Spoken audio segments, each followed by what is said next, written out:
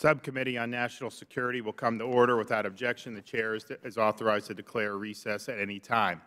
We're here today to learn more about the Trump administration's battlefield successes against the Islamic State. Since coming into office almost a year ago, President Trump has made great strides in the war against ISIS. At the time of his inauguration, the Islamic State controlled major cities in Iraq and Syria.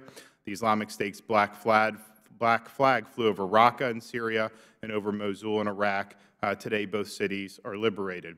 ISIS lost thousands of square miles in territory at an astonishing rate. Unfortunately, the American people are not seeing this good news story. Instead, they see nightly stories in the mainstream press about Russian interference and other issues. The American people deserve to know the facts about what changed between administrations and how President Trump is keeping us safe. We're here then to talk about real, concrete successes and what the United States government can do to build on these wins to ensure the safety of the American people. We have before us a distinguished panel of experts with deep national security experience.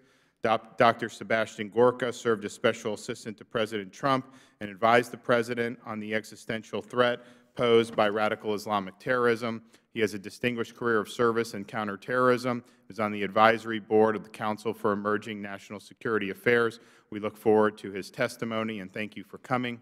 We'll also hear from Mr. Michael Pregent, an adjunct fellow from the Hudson Institute. He's a former intelligence officer with nearly 30 years of experience and is an expert on the Middle East and North Africa. We hope he can shed light on the future challenges we face against ISIS and what we can expect moving forward. We're also joined by Philip Lohas, a research fellow in the Marilyn Ware Center for Security Studies at the American Enterprise Institute.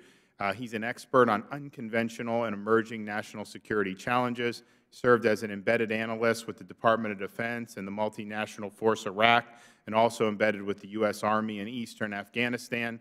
We thank him for coming and for his testimony. We also have Dr. Robert Pape, a professor of political science at the University of Chicago. He studied this subject in detail and written numerous books on the topic. We look forward to his perspective on this matter and thank him for coming. I'm confident we can do more in this battle against radical Islamic terrorism. I'm heartened by the President's dedication to our military and his emphasis on defeating, not simply deterring ISIS. The days of feckless leadership, of understanding our foe, those days need to be over. The naive declarations that ISIS is simply a JV squad, those days are over. We have an administration that appreciates the danger posed by the Islamic State and, I think, critically, is actually playing to win against the Islamic State.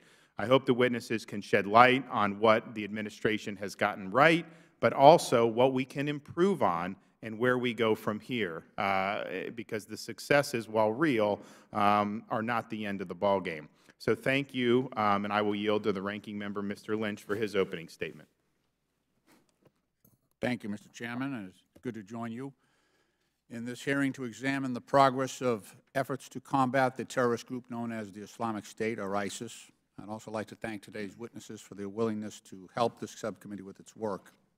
As reported last month by the Combined Joint Task Force Operation Inherent Resolve, ISIS has no capital, no physical caliphate, and across Iraq and Syria has lost nearly all of its territory that they once held.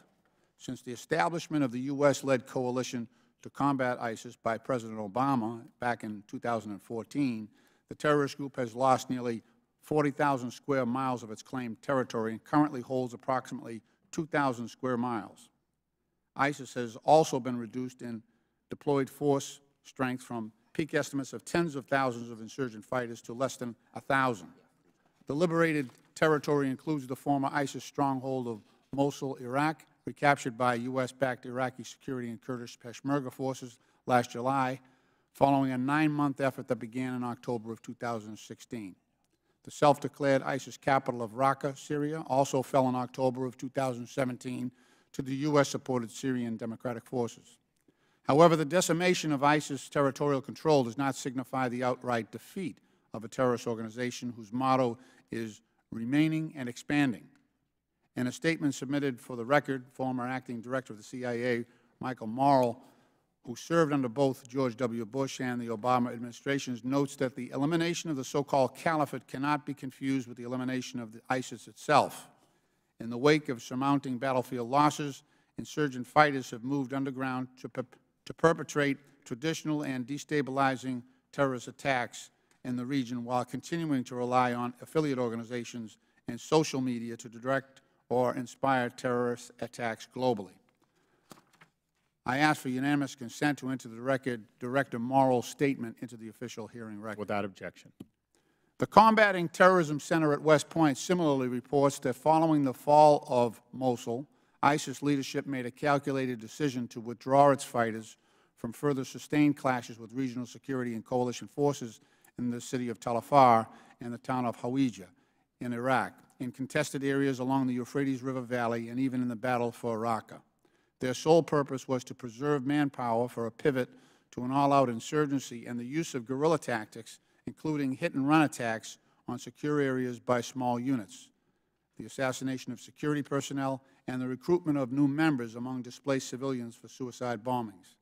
We have continued to witness this marked shift to guerrilla warfare in the form of a coordinated terrorist attack committed by ISIS operatives in Iraq, Syria, Afghanistan, and other regional countries. Just this week, 2 suicide bombers reportedly associated with ISIS sleeper cells killed nearly 40 people at an open-air market located in Baghdad's Tahran Square, marking the first major attack in the Iraqi capital since Iraqi Prime Minister Haider al-Abadi declared the victory over ISIS. This attack came on the heels of an ISIS suicide bombing detonated at a market in Kabul, Afghanistan, on January 4th that killed at least 20 people, and another at a Shia cultural center in Kabul on December 28th that killed more than 40 people. The persistent threat of ISIS-directed or inspired attacks in the West also remains. Last week, the Department of Justice announced the indictment of Aqaid Ullah on terrorism and explosive charges for his detonation of a bomb in a subway station near the Port Authority bus terminal in New York City in December of 2017. Ullah stated in his initial law enforcement interview that, quote, "I did it for the Islamic State," close quote.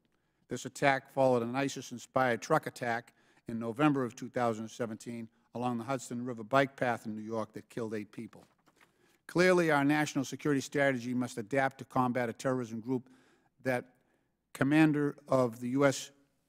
Central Command, Joseph Votel, recently deemed a different kind of organization that has been very adaptive. We should all be concerned that at this point we lack a fully articulated and detailed plan to address the remaining pockets of the ISIS insurgency in Iraq and Syria, or implement a full-spectrum response to combat the rise of affiliate organizations in Libya, the Philippines, the Sinai, and other areas, which will require close collaboration with our international partners. President Trump has proposed a 32% cut on nearly $19 billion cut from the State Department budget and has left vacant the U.S. ambassadorships in Turkey, Saudi Arabia, Qatar, and other key nations in the fight against ISIS. We simply cannot combat ISIS by neglecting the long-term security and political stability of the region. Thank you, Mr. Chairman. I look forward to discussing these and other issues with today's witnesses, and I yield back the balance of my time.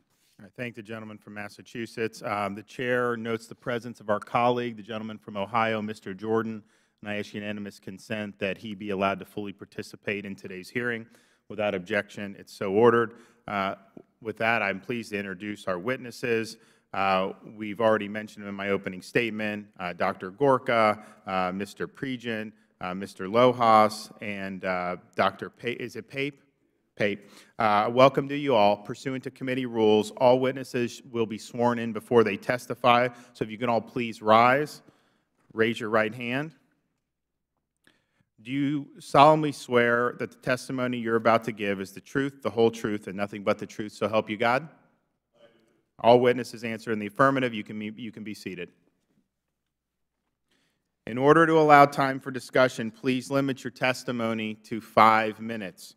You will note the clock in front of you shows your remaining time. The light will turn yellow when you have 30 seconds left and red when your time's up. Your entire written statement will be made part of the record, and in the question and answer, you will obviously be able to hit on points that you may not be able to reach in your opening statement. So please abide by that time limit, and remember to turn the microphone on before speaking. And so with that, I will recognize Dr. Gorka for 5 minutes.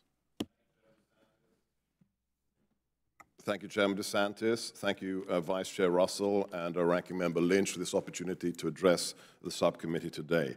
To begin, I'd like to reiterate what the Chairman has already stated. This is perhaps one of the greatest untold stories of the last 11 months, meaning this administration's success against ISIS, along with the untold story, or the story which isn't getting enough attention with regards to the rebounding U.S. economy. My message is a very simple one. The victory or victories against ISIS are a function of the first rule of war. One must not only have the capabilities to win, but one must have the will to win. What happened at 12:01 on January the 20th last year is that we have a new commander-in-chief who had the will to win and to devolve the decision-making, the military decision-making, to the right commands and the right commanders in the field, so that will could be translated into successes on the battlefield. We had been told by the last president that ISIS represents a generational threat to the United States. Well, it seems as if President Trump has crunched a generation down to just a few months. How do we know this? ISIS, less than 3 years ago, held territory in more than 3 countries of the Middle East and had 18, according to the NCTC, the National Counterterrorism Center, had 18 fully functional affiliates in 18 different countries around the world. It was making, according to the Financial Times, $2 million every 24 hours in illicit oil sales, racketeering, hostage-taking, and even through its local taxation system.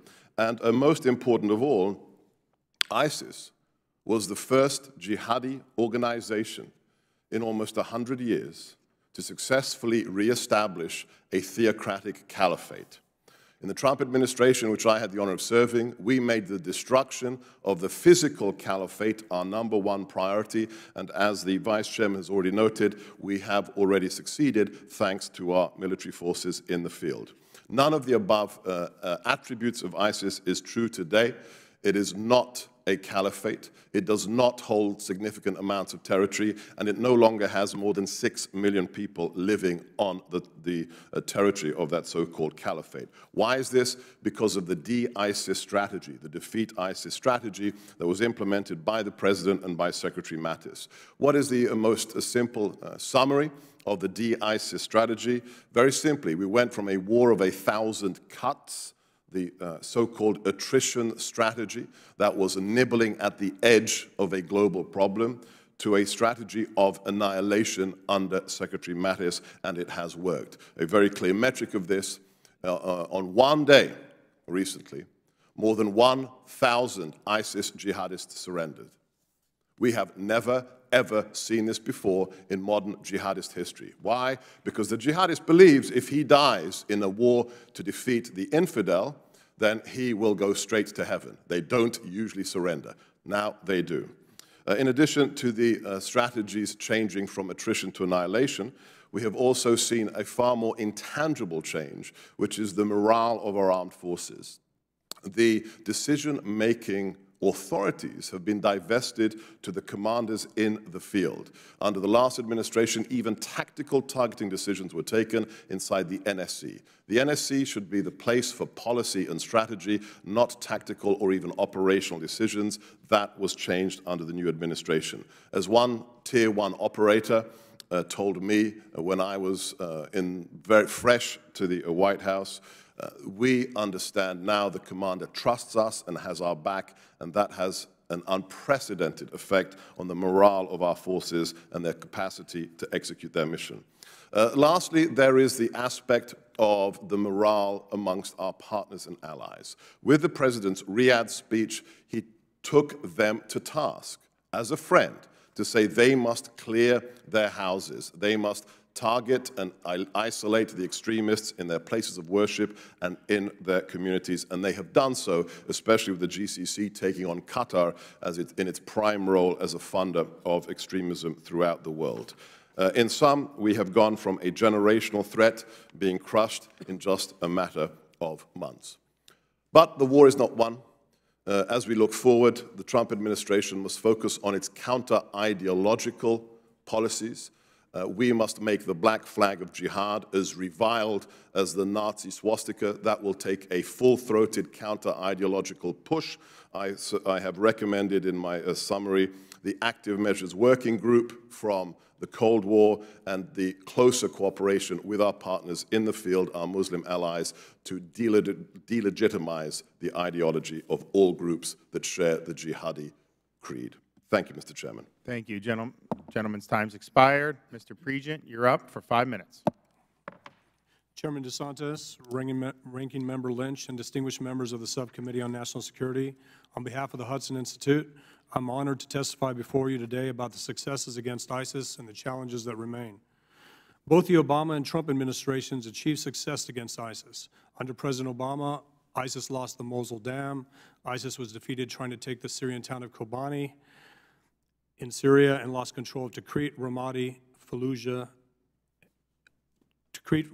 and Fallujah in Iraq. Under President Trump, ISIS lost its caliphate capitals of Mosul in Iraq and Raqqa in Syria, and its stronghold of Deir ez-Zor.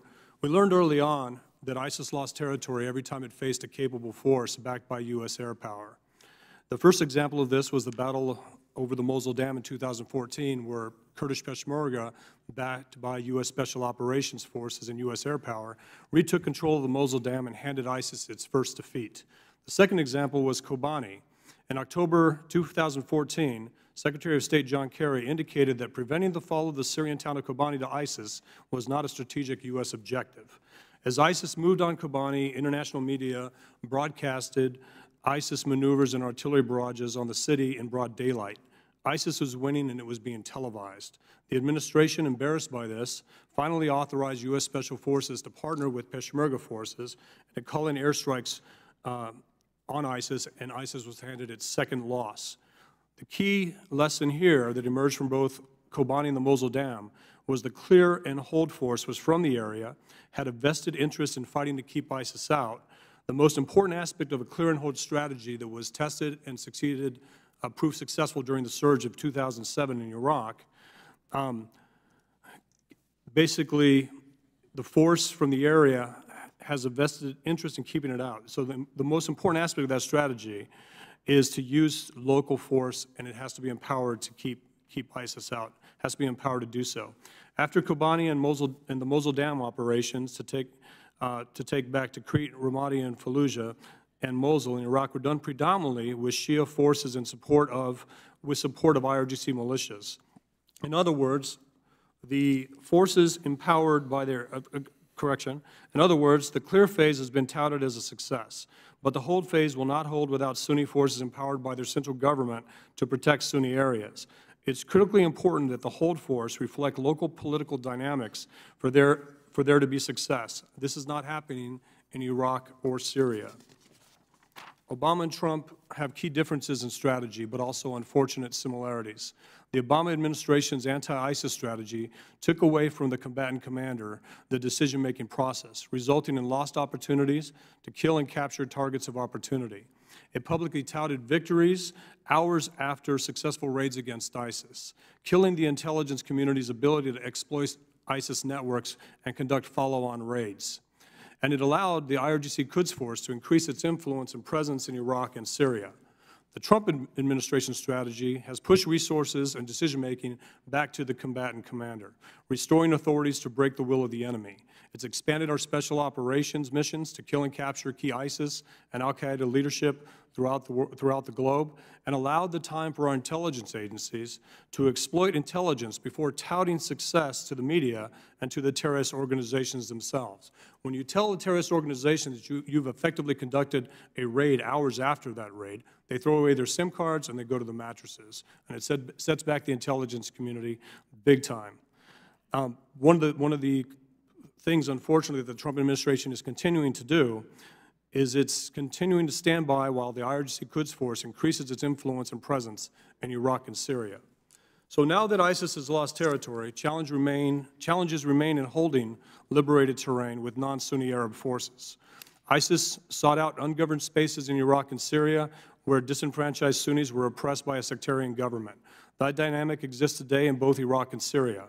ISIS continues to seek out and operate in areas where Sunnis are distrustful of their government, be it sectarian, secular, or even Sunni.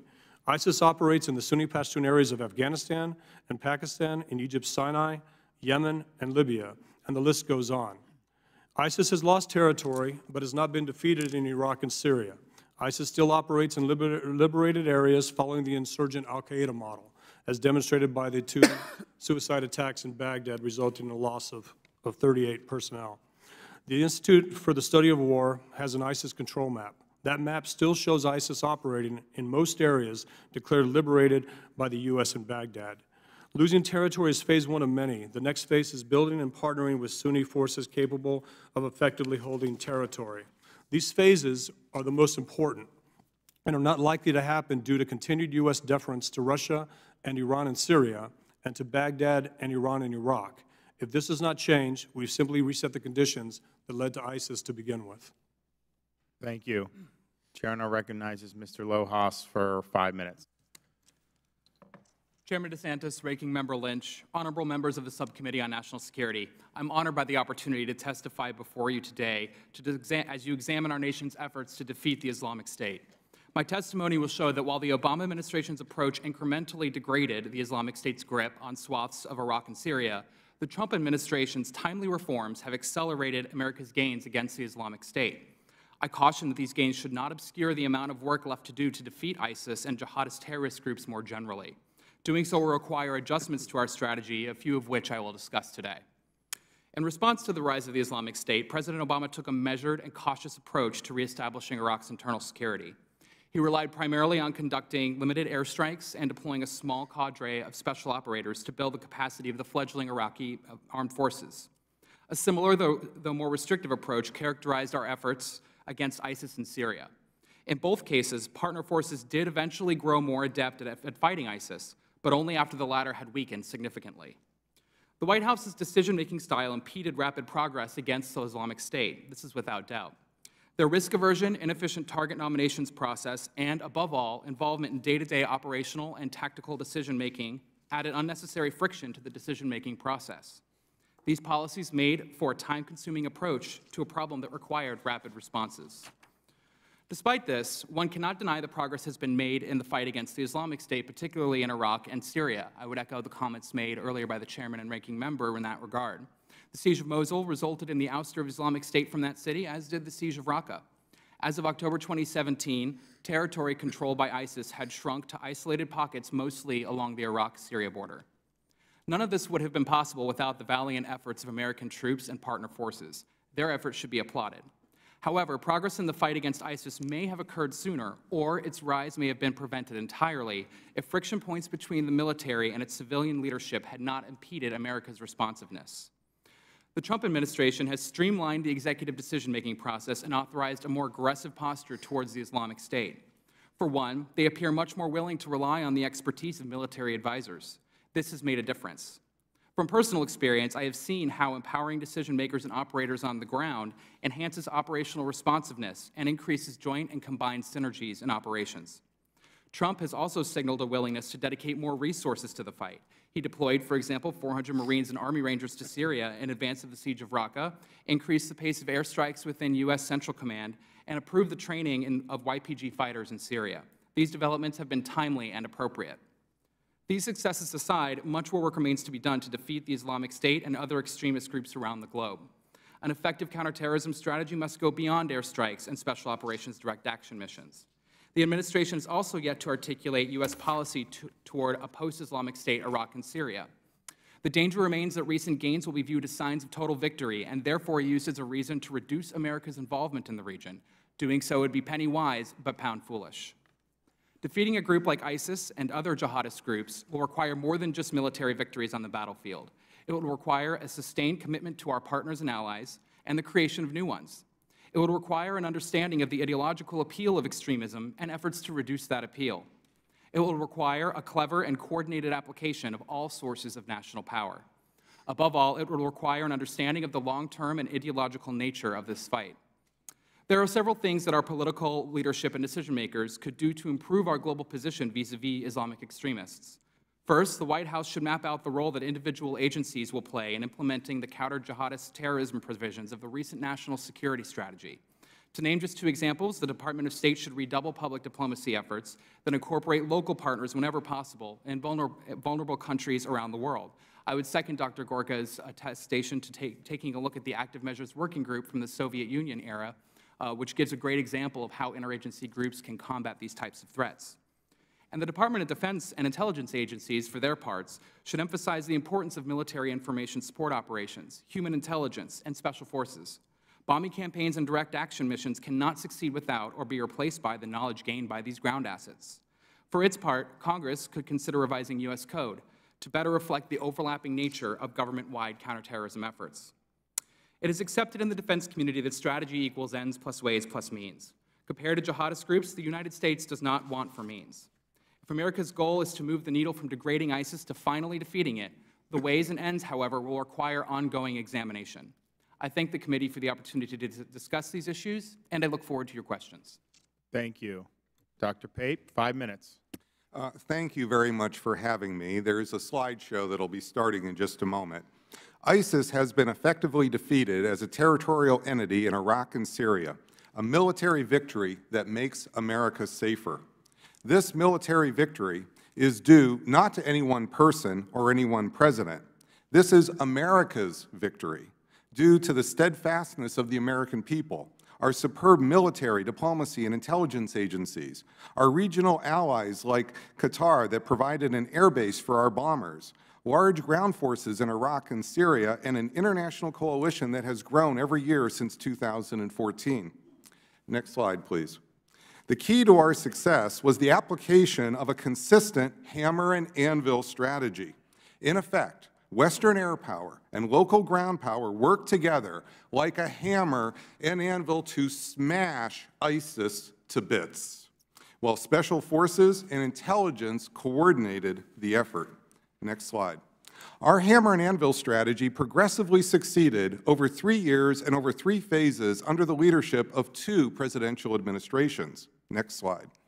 Phase 1, the containment of ISIS expansion, occurred in the fall of 2014. Once ISIS surprised the world by taking Mosul, the most urgent problem was to prevent ISIS from going further to seize oil fields and other resources in Iraq that could have vastly increased the group's power and threat. The Obama administration reacted quickly and decisively, leading a coalition to use air power like a hammer to smash numerous ISIS military offensives and contain it. Next slide. Phase 2, rollback, began in early 2015. The coordination of air power and ground power produced results almost immediately, with large portions of ISIS territory falling by the summer. Next slide. Rollback was nearly complete in Iraq by the time the administrations changed. As you can see, by February 2017, our coalition had seized about 2/3 of Mosul, the heart of ISIS in Iraq, controlling the large gray areas to the west. Next slide. By the end of the Obama administration, over half of ISIS-controlled territory had been liberated, the large green areas. Equally important, these 2 years established the essential mobilization and coordination of Kurdish and Iraqi government forces that would enable the final push in Phase 3. So when the Trump administration took office, ISIS was losing fast, and America's coalition was a well-oiled machine in a position to finish off the group. Next slide. Phase 3 was the final push in Syria that completed ISIS's defeat as a territorial entity. What exactly changed under the Trump administration? 2 things, one good and one problematic. The good change was cooperating tacitly with the Russians and the Syrian government so that the Kurdish-led forces could take Raqqa, an other area north of the Euphrates, while Syrian government forces could take Palmyra and the area to the south of the river. This change made America's strategy of hammer and anvil more effective in Syria and accelerated ISIS' loss of territory there. Next slide. The problematic change was over-escalation of air power. As this slide shows, both the escalation of airstrikes and spikes in civilian casualties related to the coalition's airstrikes occurred within weeks of the new administration. The sharp increase in civilian casualties is not just a moral issue. These casualties pose a strategic threat to the United States because they significantly amplify the propaganda that ISIS and other terrorist groups rely on to inspire people to attack America. Let's see how they do it. Next slide. Just last November, ISIS released Flames of War II, a video targeting Westerners with powerful segments focused on how the escalation of bombing has killed children, and the group calls for revenge. Please show the video. A new pharaoh even more foolish than his predecessor, who believed he could fight fire with fire. You know, you have to fight fire with fire.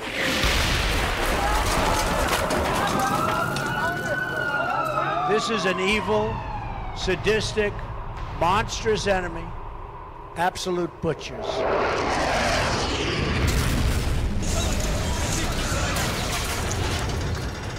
Murdering innocent people in what has been called a Syrian slaughterhouse.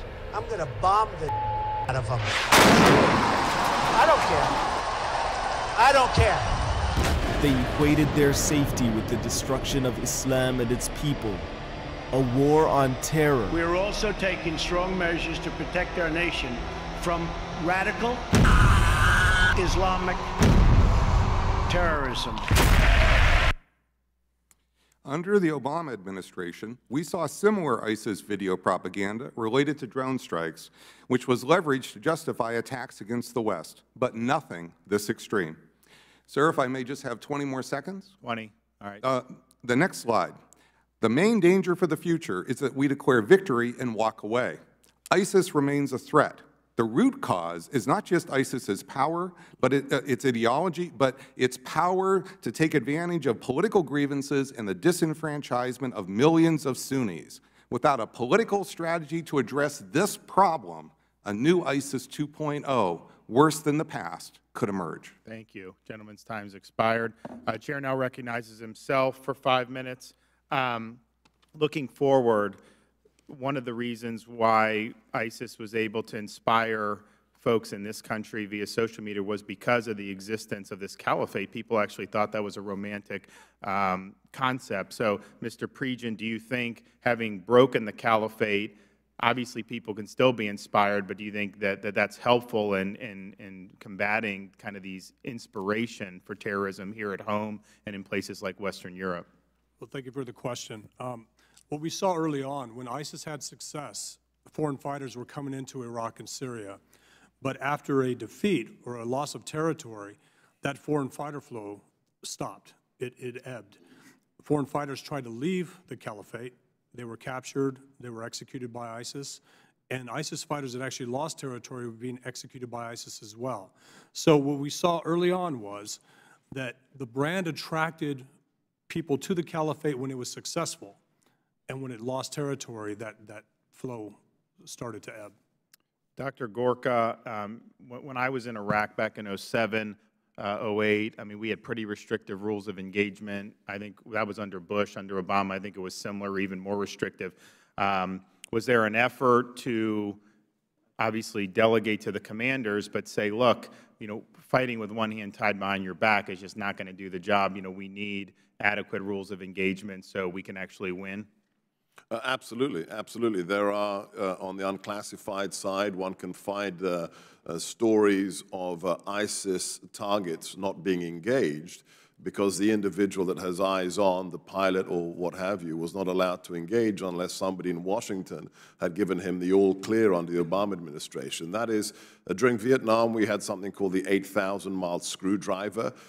It got even worse under the Obama administration because that decision, once you have been trained at the cost of millions of dollars, taxpayer dollars, whether you're an A-10 pilot, whether you're a special forces detachment leader, the decision to engage the enemy, once you have the requisite intelligence, should be taken by that military professional, not by a civilian staffer sitting in the NSC or somebody watching a video screen in the DOD. So yes, the operators that I have the honor of working with at Bragg and elsewhere have said they were given the due recognition to execute the mission as they had been trained to do, which not only makes America more successful operationally, but also has a requisite effect on the morale of all our fighting forces, Mr. Chairman. Mr. Prejean, don't we need to, at this point, though, support people like the Kurds more robustly than we have under either Obama or so far under the Trump administration?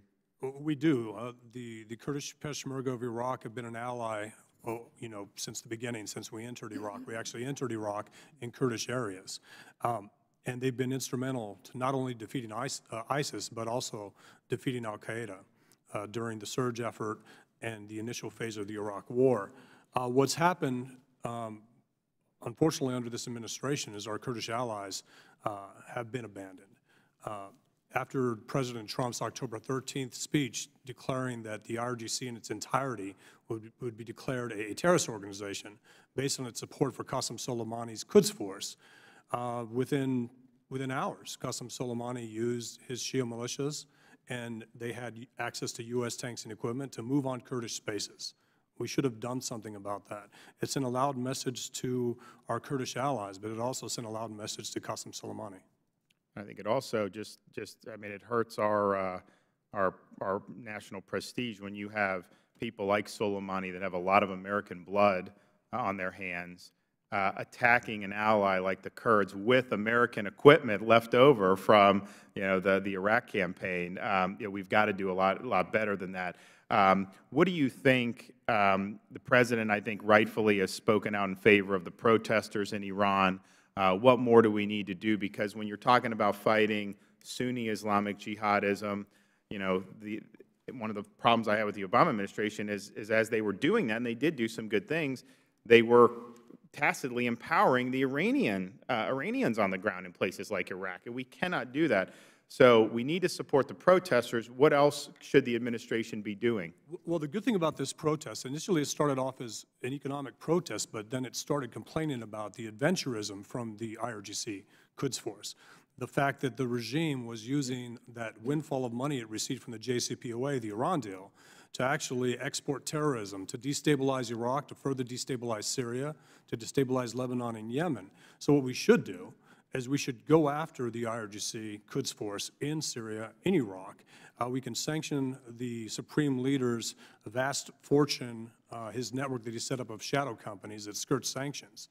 And upwards of $86 billion goes unsanctioned that the supreme leader has access to conduct these operations with the IRGC and the Quds Force. We should also listen to what they're complaining about.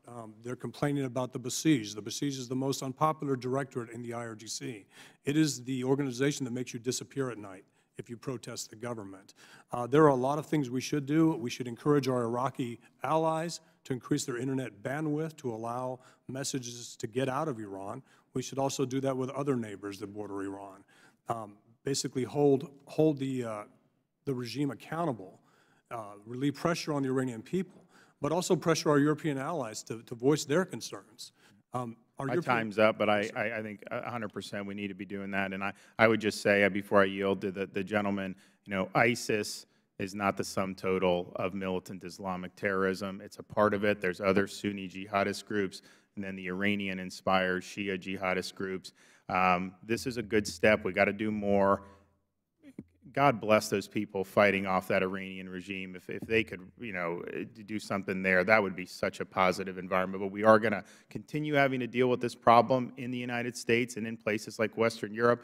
I'm concerned about the Las Vegas, the lack of information. Now, the ISIS claimed credit for that. We have no evidence either way, but to have no evidence on anything bothers me. And ISIS typically, when they claim these things, they typically are borne out. So that's a very, very important thing to know exactly which attacks are being inspired by ISIS. With that, I'll yield to Mr. Lynch.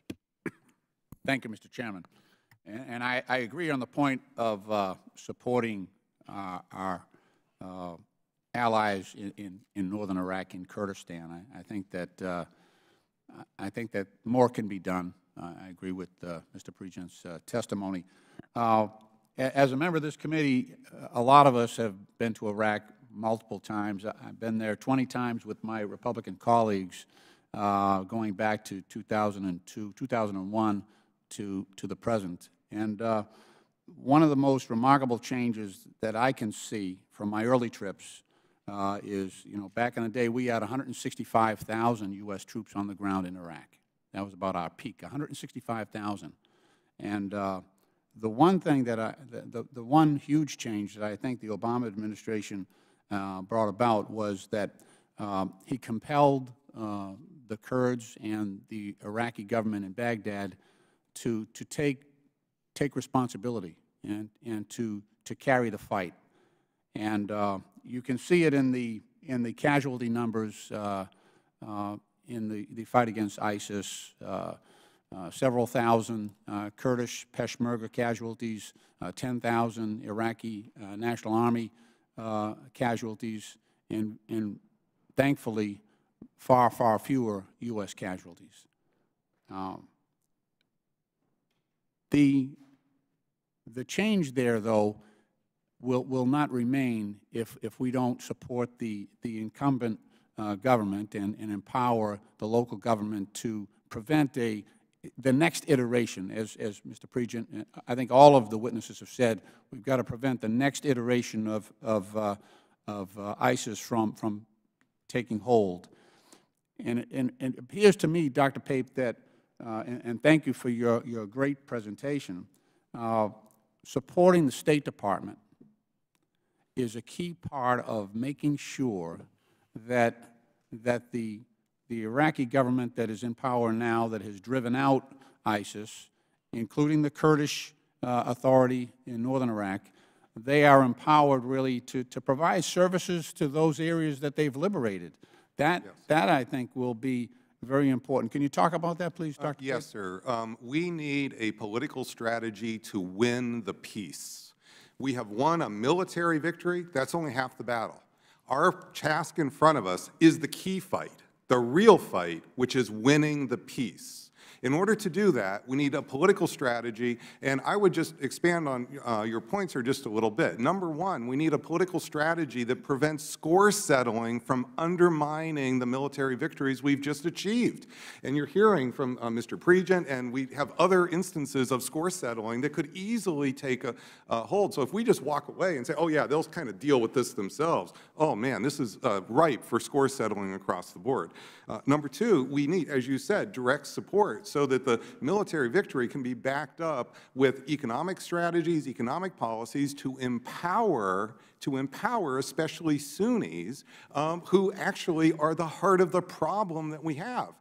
When we toppled Saddam back in 2003, we didn't just knock off an evil dictator, we basically created a situation of massive ungoverned space. And the Sunni part of Iraq was the worst. And then with the Arab Spring, this spread. Now we have more ungoverned space in Syria, and the problem is the Sunnis need a voice in their own future. It's not enough to put them back under a repressive regime. The third thing is we need a political strategy to do that. The third thing is we need to mediate more the Sunni-Shia divide. This is in Iraq, this is in Syria. The Alawites are Shia, of course, as you all know.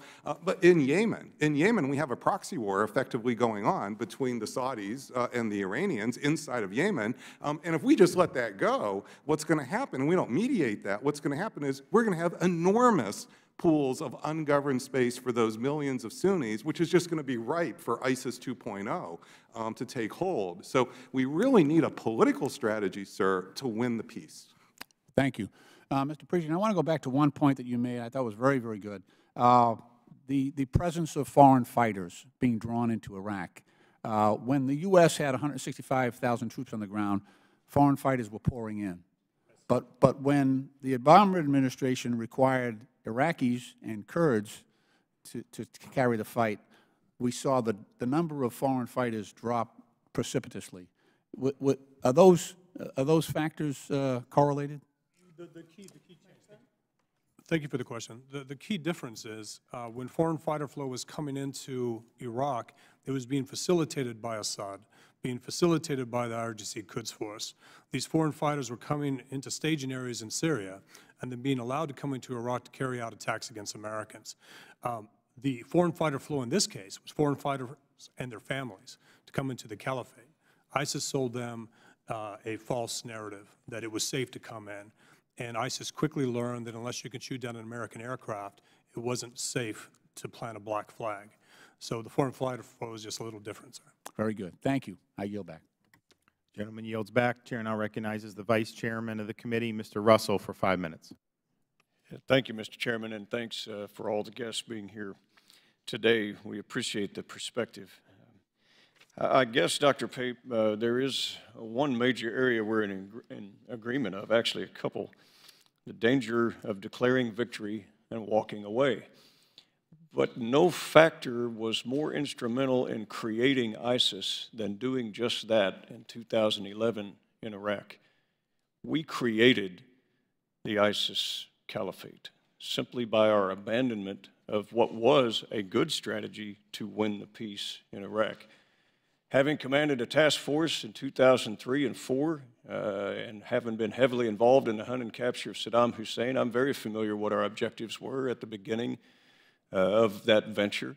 We did not leave ungoverned space, sir. In fact, after the surge in 2008, we stabilized it. We had every member of the military here begging to continue to have a presence, at least a brigade combat team, to draw down but leave a presence so that we could use U.S. advisors and air power. Instead, we abandoned it. And what did that do? It created Sunni Baathists who now, having seen Iranian influence in Baghdad, they would no longer be accommodated, and they created this narrative that they could go out and now have a better way, that there was no accommodation, there was no future for Iraq, and we began to see it unravel at the seams. How do I know? Because I'm heavily invested there. I still have friends there. And whatever saving we thought we had in terms of treasure and troops, we lost when it unraveled. When we lost friends in Tikrit, Samarra, Hawija, all the way up to Mosul and Tel Afar, all of it unraveled at the seams. And whatever lives were spared on U.S. Military were more than compensated by human suffering on a grand scale, with 1 million people in Mosul who lived torturous lives under ISIS. We saw barbarians gain power, and guess who was helping administrate that? We sat and wondered that they had currency or that they had administrative skills in the occupied territories. Guess who was doing that? The very people we arrested, the very people we incarcerated, the very terrorists that we tracked down and captured. Sunni Baathists were those that were creating that. So I agree, we shouldn't declare victory and abandon anything. I am very concerned about a narrative that the United States is involved with indiscriminate bombing. I find it, as a warrior, offensive, and here's why. It assumes a lack of training. There is no military more trained on targeting than the United States military, period. There is none. No one spends more treasure and more training effort and more legal classes, morality classes, than the United States military in terms of targeting. It also assumes a lack of technology. We would rather spend 100 times the cost of a bomb so that we can put it in a correct place than we would to make 100 bombs and hope that we just hit it. It also assumes a lack of morality on the warrior. The warrior, perhaps more than any politician or college professor or anyone else, when they look down the rifle sights or the crosshairs of any weapon, they take dead serious that they hold in their hands the taking of human life. How do I know this? Because for me, sir, it is not academic, it is experiential. I've been there. I've done that. I've had to take human life. It's not pleasant, but it's not done indiscriminately. And when we see these videos and we see things like that, okay, you want to see dumb bombs, you want to see the hitting of waterworks, you want to see the hitting of hospitals, you want to see all of that, just go to the Russian targeting and Assad's Air Force targeting, and you will find examples of all of that, to include the examples of the footage that we see in these ISIS videos. One, we should not, nor should our national media, propagate such propaganda by using it as B-roll and showing these people running around, sneaking around in their tennis shoes and standing on burning equipment as if they're heroes or something. That is offensive. And as Americans, we should not allow that to happen. Instead, what we ought to do is back up the Iraqi people, back up the Free Syrian people, back up those that have been trapped by this torturous, jihadist, absolute absurdity that we see with barbarians sawing off the heads of people, killing children, killing women, and you know what? Thank God for our military. We can debate the politics all day long, but we should never, ever assume that it is our warriors indiscriminately taking human life on battlefields. And with that, Mr. Chairman, I don't apologize for not having any questions, but I yield back my time. Well, I appreciate that, Mr. Vice Chairman, and I know your experience was Mr. very Chairman, may I significant. respond? I will introduce, I'll recognize Mr. Lynch for Mr. Welch for 5 minutes. Thank you very much. And first of all, thank you for your service and for your statement of support for our military. I agree with what you said about the military. Where I think we have a problem is with the politicians who sometimes give the military a mission that we don't support or we don't sustain. But one of the big questions I have, because I do disagree with some of your analysis. I mean, one, there was the question on Iraq of the wisdom of going in. We're not going to cover that today. Two was the wisdom of totally unraveling the Sunni governing structure once we did take Baghdad. Again, a political decision made by the leader of that. So it totally created a vacuum. But three, the long-term question, this is, I think, a real dilemma. If we win, the military will do the job we give them to do. It will do it with honor, professionalism, and integrity. But then we added a new mission for the military in Iraq, and that was nation building. And frankly, I have a question as to whether that's an appropriate job for the military. Is that a reasonable expectation for warriors to be required to essentially build a nation? And on the other hand, if there are gains that our military makes, they've got to be consolidated. So just leaving the field accentuates that vacuum. But as I recall, one of the reasons that we didn't stay was not so much an unwillingness even on the part of the Obama administration, but an unwillingness on the part of the Baghdad government to acknowledge that the rule that would apply to our troops would be American law and American military law as opposed to Iraqi law, and we were not going to allow our soldiers to be put in that kind of jeopardy in that political environment. But that's my take on it. But I just want to, I'll ask this question. I'll start with you, Dr. Pape. How do we get this balance between avoiding the problem that Mr. Knight said, you get these battlefield gains and then you leave, well, you lose them all, but do that short of taking on the responsibility of full-scale nation building that costs hundreds and hundreds of billions of dollars, something we're continuing to do in Afghanistan. Go ahead. Yeah, the first step is to avoid this false dichotomy that it's either nation building or no political strategy whatsoever. A good example— Can I interrupt? Oh. Congressman Russell, sorry. No, I just wanted to, I was saying your name wrong, so thank you. Thank you.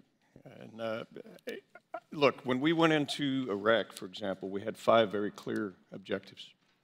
It was defeat Saddam's army, and then it was to kill or capture Saddam himself. It was to stabilize the area and key core infrastructure. And then it was to set the conditions for free elections and nation institutions, and then they could rebuild governance for themselves. How do I remember all 5 of those things? Because it was very, very clear to us when we went in. And you know what? That was the spring of 2003. Every one of those objectives we met. I think part of it, and I totally agree with you, and even find myself in agreement with many of Dr. Pape's statements, but as we debate the politics of it here, let's have a crystal clear view of what created and got us there. It was intransigence. It was abandonment. Right. Our State Department has to be involved with that as well. Well, I agree with that. But thank you, Congressman Russell. Go ahead, Doctor. The first step, I think, is to see it's a false dichotomy that it's either nation building or no political strategy. A good example of the middle ground that we need to navigate is Bosnia in the 1990s. I'm sure many of you know that for years there's this awful civil war occurring, 92 to 95 in Bosnia. Well, there's no civil war there now. It's actually quite stable. How did that happen? That happened not because we went into nation build by Bosnia, but it's also not because we just walked away. It's because we navigated a political strategy that really worked with the three different warring factions, and that's why that's stable. That's a really good example, and it's one that we should be using for the future. Sir, I'd also like to say, I am very pro-military. I worked for the U.S. Air Force for 3 years in the 1990s. I was one of the faculty to help stand up the School of Advanced Air Power and Space Studies that now exists to this day. I educate to this day. The Air Force and the Army sends me military officers to get PhDs. Some of my military officers, one who came to the University of Chicago, one is running Air Force intelligence in South Korea. One is commanding U.S. forces in Syria right this second. And so this is, I am absolutely believe we have the best men and women with the best morals that are involved in the military. The other thing I'd like to say is you and I do have an awful lot that we should go and talk about, because when we toppled Saddam, we had objectives but not a plan for the Sunnis, which opened the door to AQI. And then what happened is we had this false idea that they were all religious. Well, I was one of the people with my work coming to Washington dozens of times to speak to NSA, CIA, our deputy secretaries of defense, to argue for what became the Anbar Awakening. So I wasn't just loosely doing this from Chicago. I came to speak to our third ID in February 2007 before they went into the surge in Baghdad for 2 hours in front of all their military officers to talk specifically about their strategy in the different neighborhoods in Baghdad. I fully believe we need to not have this repeat of a problem that we let it unravel.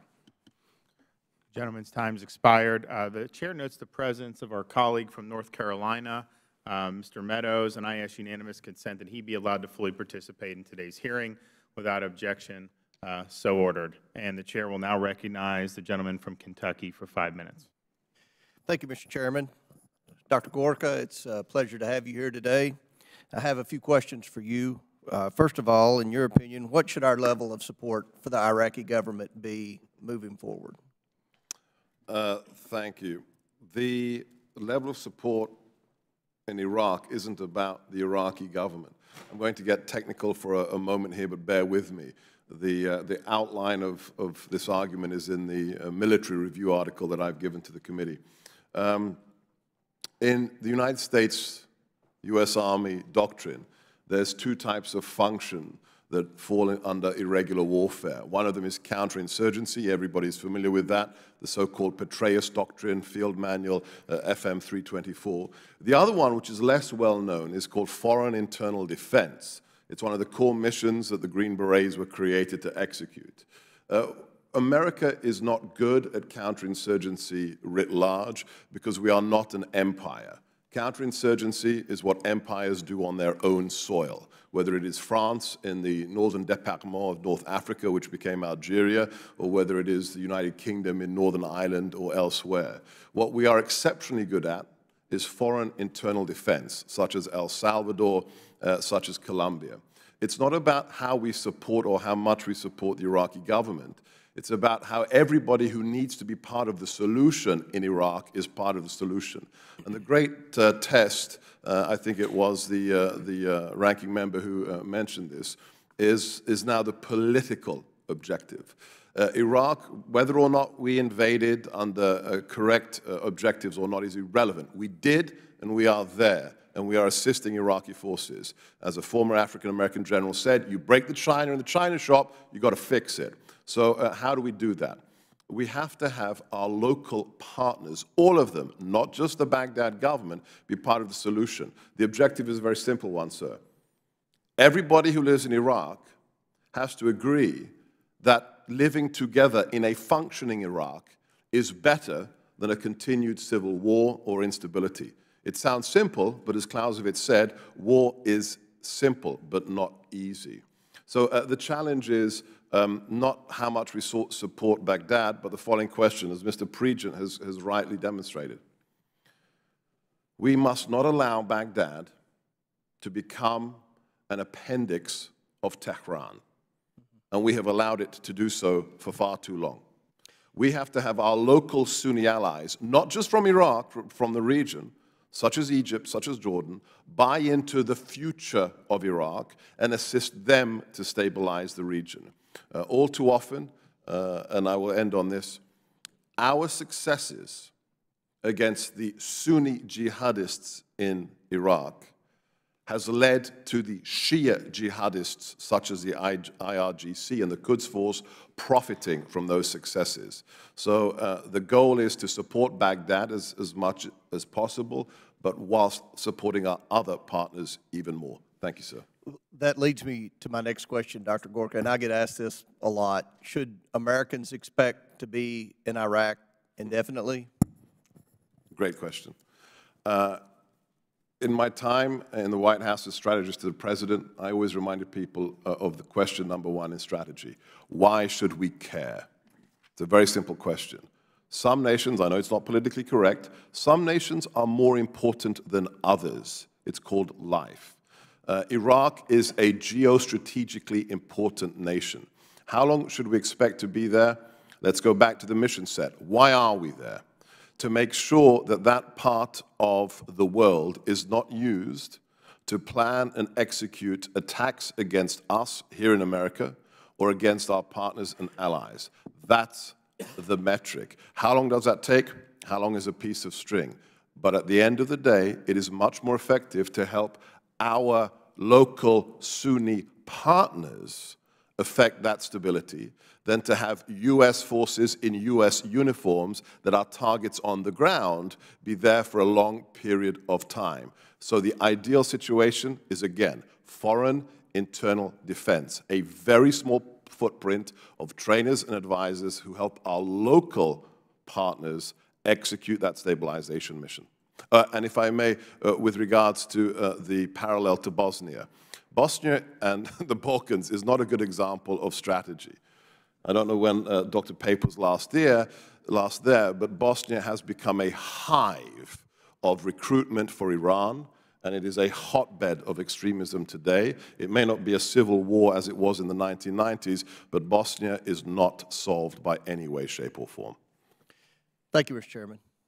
Gentleman yields back, and the chair now recognizes the gentleman from Ohio, Mr. Jordan, for 5 minutes. I thank the chairman. Dr. Gorka, in his testimony, Dr. Pape basically said that not much of the credit should go to the Trump administration. It all should go to the Obama administration. In fact, he said in his testimony, the Obama administration reacted quickly and decisively, leading a coalition to use air power like a hammer to smash numerous ISA military offensives and contain it, talking about how the Obama administration did this amazing job dealing with ISIS, and I think his point was terrorism at large. Do you agree with that assessment of Dr. Pape? Not in the slightest. It makes for a good PowerPoint visual, the anvil and the hammer, but it wasn't an anvil and a hammer.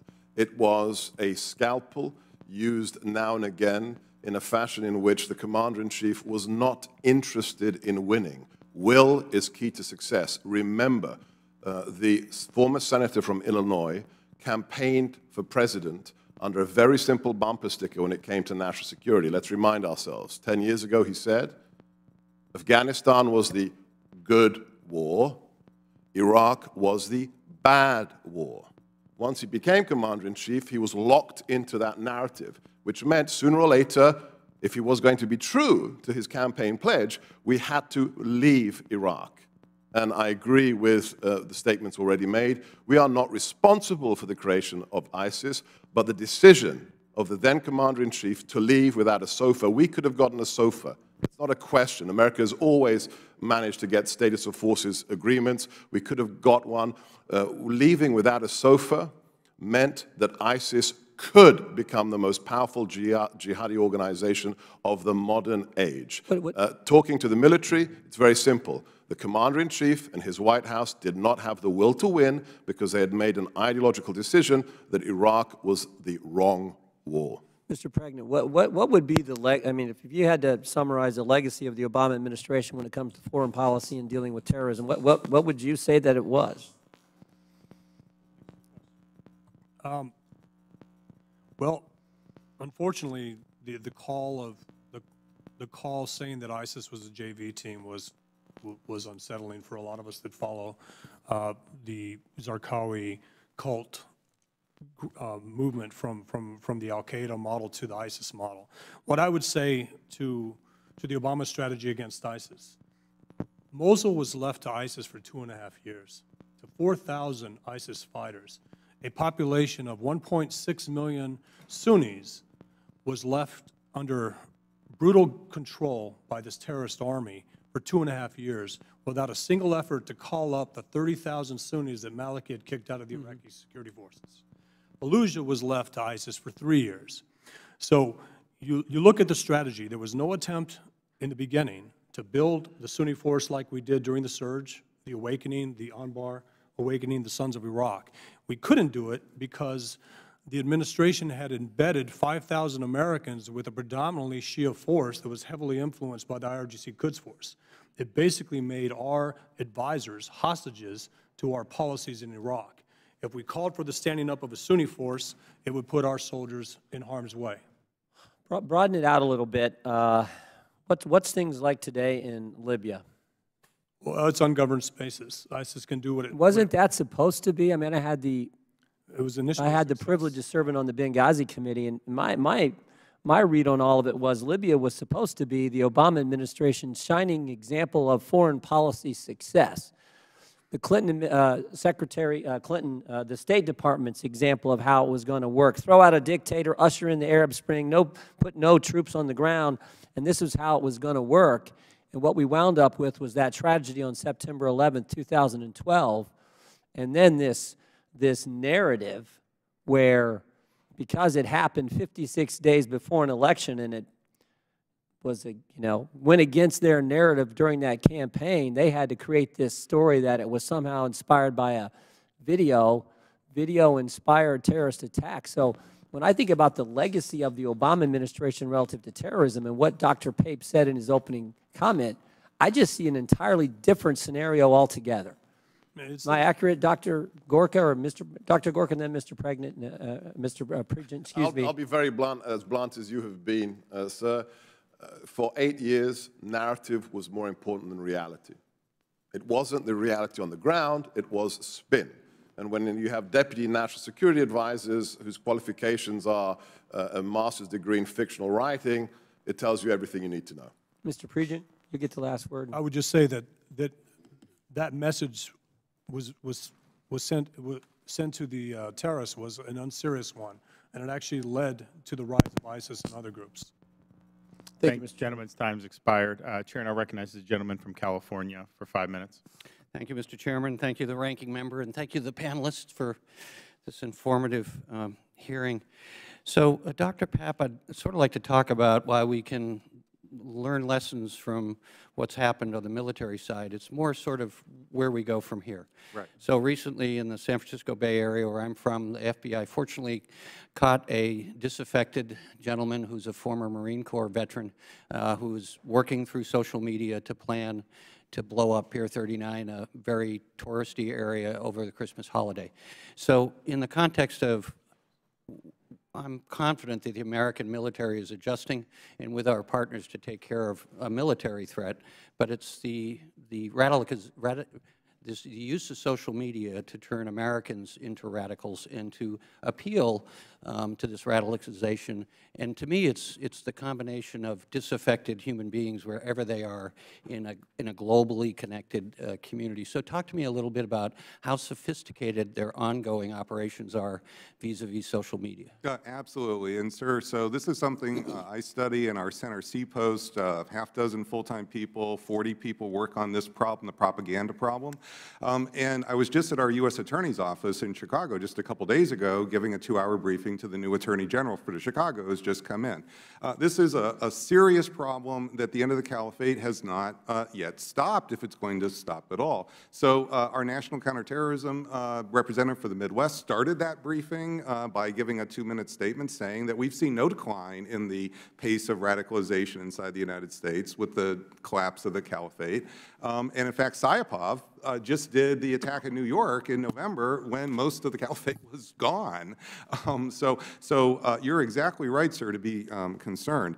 The fundamental problem that we're seeing is that inside the threat we face here at home is now a homegrown threat. I've looked at all 158 cases of individuals indicted in U.S. courts for ISIS-related offenses or carrying out attacks inside the United States. 2/3 of those individuals were born in the United States. The other 1/3 are immigrants, but they're people who've been here for many, many years. They, over 83% are watching these jihadi videos as the gateway in. Lots of other things are happening too, but these videos are the gateway that's starting a process. Sayapov himself, the guy who did the New York, says it was the videos that radicalized him. And so, sir, we've got to be very vigilant. We can't just sort of think, oh yeah, we've dealt with ISIS and it's dead and we're going to walk away. We've really got to pay attention here inside, because the video propaganda doesn't die with the caliphate. The video propaganda is really difficult to get off the web. It can go to the dark web. There's a whole lot more to say to this, but we're nowhere near in a position to think we have cleansed the threat, and we're really, it would be just kind of foolish to think that internally, yeah, we're done. We've, checked that box. So go to the second part about encryption as we develop new technologies and they learn from those technologies or use them. And our struggle here in Congress to preserve American traditional civil liberties, but also do all our due diligence to make sure we're making people safe here in America and in the West from terrorist attacks. Could you talk a little bit about that, particularly encryption applications? Yes, it is incredible. So a few years ago, there was a terrific panel. Michael Morell was on the panel. There was a commission. Jeff Stone, a professor from the University of Chicago, was on this to really look closely at our intercepts of international phone calls to see whether or not, because this with Snowden and so forth became quite a big deal. We need a new such major effort to really look closely at exactly where we should move that bubble. Jeff Stone, former dean of the University of Chicago Law School, professor of civil liberties, provost. We need to bring together security experts, legal scholars, to really look closely at exactly, because the fact of the matter is we are developing more encryption technology day by day, and the terrorists are only just a few weeks behind. Let me ask you one last question, Dr. Pape. So in the context of sowing more radicals in Syria and Iraq, what are our responsibilities to go in and rebuild those countries, particularly Syria? It's tremendously in our strategic interest. There are moral issues, sir, but the fundamental problem is we have created, over a period of, since 2003, many years, enormous governance problems for Sunnis in Iraq and now the spillover effects in Syria. And unless we take diplomatic efforts with a sustained political strategy to, number one, prevent score settling among the folks we actually worked with, number two, to have more direct economic support, and number three, to work with the, mediate the Sunni-Shia divide, we're going to be right back here again, very likely in just a few years. Thank you. Thank you, Mr. Chairman.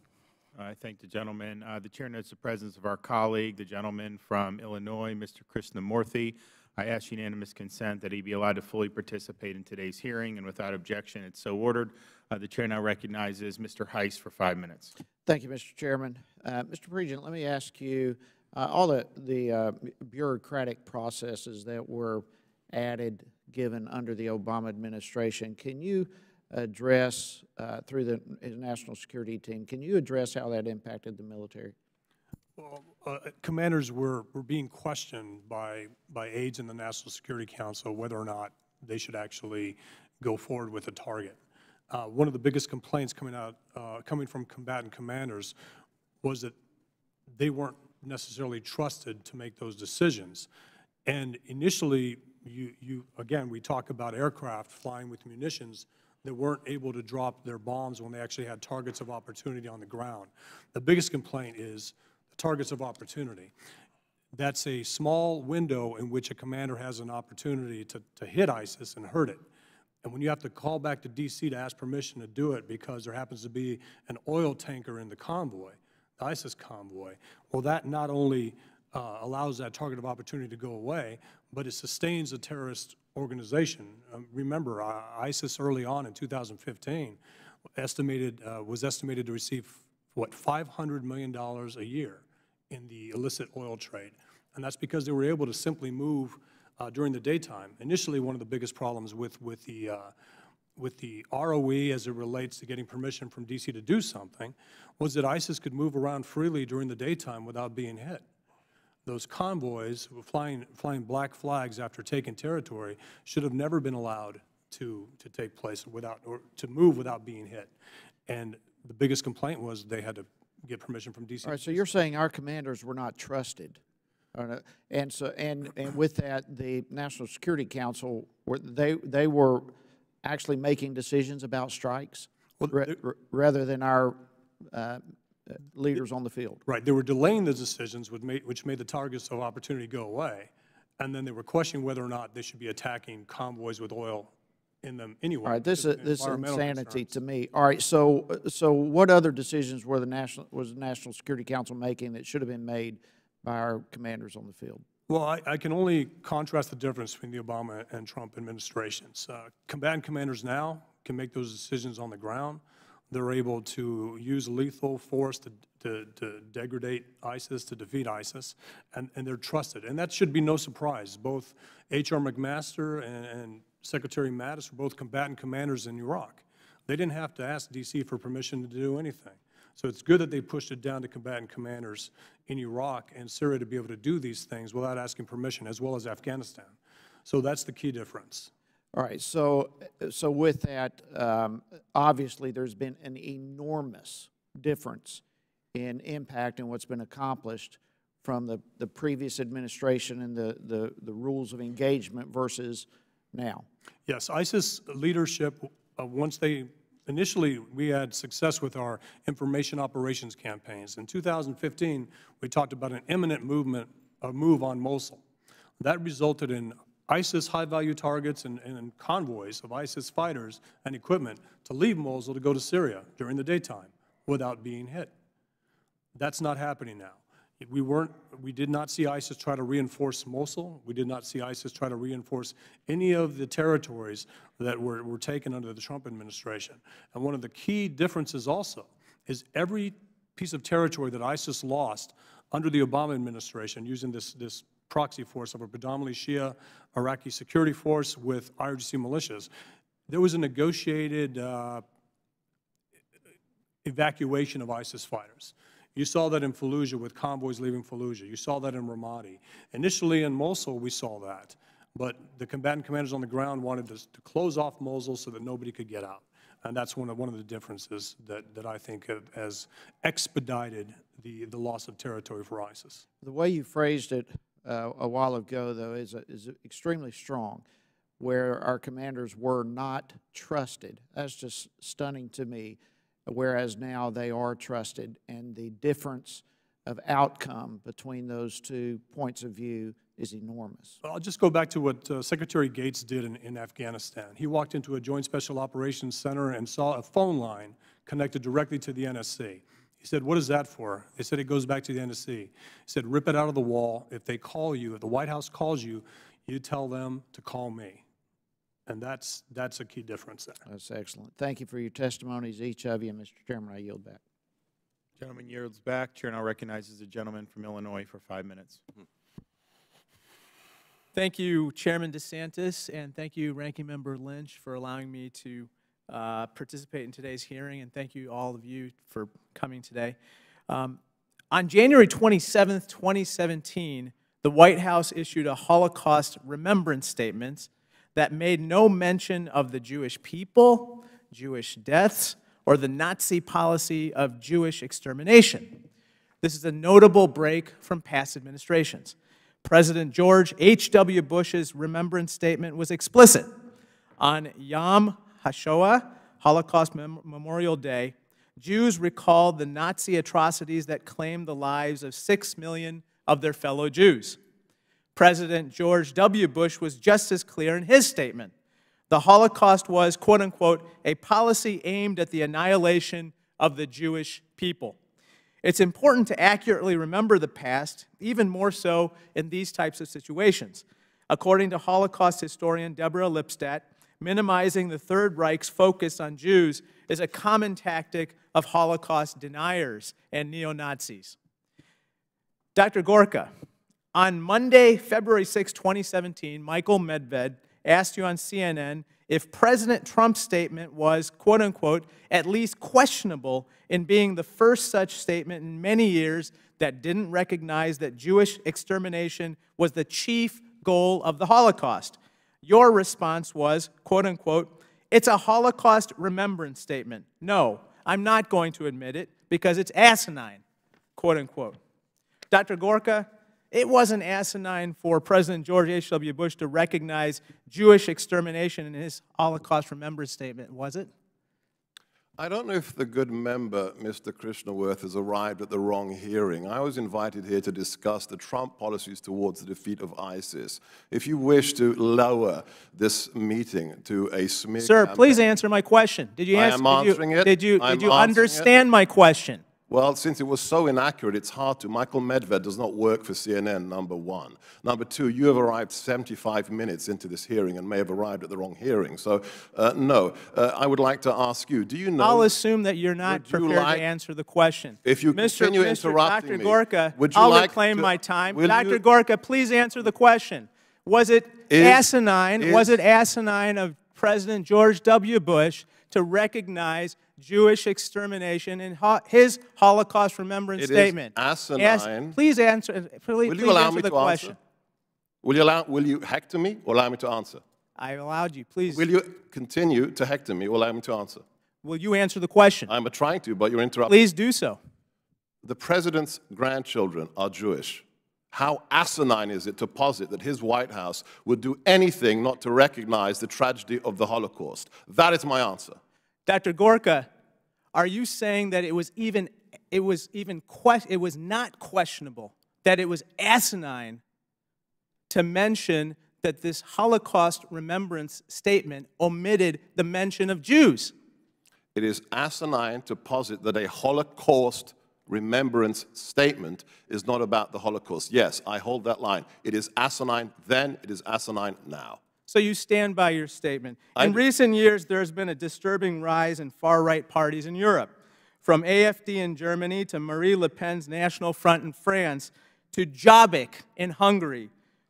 In fact, the president of the European Jewish Congress, Moshe Kantor, described Jobbik as, quote-unquote, unabashedly neo-Nazi in an October 1st, 2014 interview with the Times of Israel. Dr. Gorka, in an August 6, 2007 interview with Hungary's Echo TV, when asked if you supported the formation of a militia run by Jobbik, you responded, quote-unquote, that is so. You explained this militia as a necessary response to, quote-unquote, a big societal need. You, of course, stand by this statement, correct, Dr. Gorka? No, because I never made that statement. That was a 12-minute interview which had been scurrilously edited down to 2.5 minutes. That is a lie, sir, on the record. It is a distortion of the facts. I rejected Jobbik, and my father, who defended Jews during World War II as a teenager, has been recognized on record by Rabbi Billet and the Tablet magazine, the most important Jewish magazine, as having done so. Sir, I reject You can argue all you want with the smear record, campaign. sir. You can It's debate an with me on edited television interview, about this 13 record. minutes long. We'll hand this to the reporters so they can verify what you said. Absolutely, and I'll share with them the full Sir, interview. on August 15, 2007, the World Chairman, Jewish are we here to Congress discuss ISIS? called this militia a serious violation of human rights. Do you still support this organization? The gentleman's time's expired. I appreciate that. And that was a little bit far afield, but I will say, if we're going to be bringing up things related to Israel, this subcommittee has taken the lead on not only framing the issue of recognizing Jerusalem as Israel's capital. You know, I led the trip last March where we looked at the different sites that will be ready. We were disappointed when the President didn't announce that in May, so we had another hearing here in November stressing that this is something that he should follow through on, and to his great credit, he did that, and I'm eagerly anticipating news from the State Department about how they are going to implement that directive. We are not going to be satisfied if they take years to do it. It needs to happen this year, and we need to have a temporary site up and running. And so we're going to follow that issue for 100%. But I just give the President a lot of credit because we haven't talked about it since we did our hearing in November. That was a big, big deal, long overdue. Other presidents have promised it. Jerusalem is and always has been the capital of the Jewish people. And with that, I want to thank the witnesses again for appearing with us today. The hearing record will remain open for 2 weeks for any member to submit a written opening statement or questions for the record. And if there's no further business, without objection, the subcommittee stands adjourned.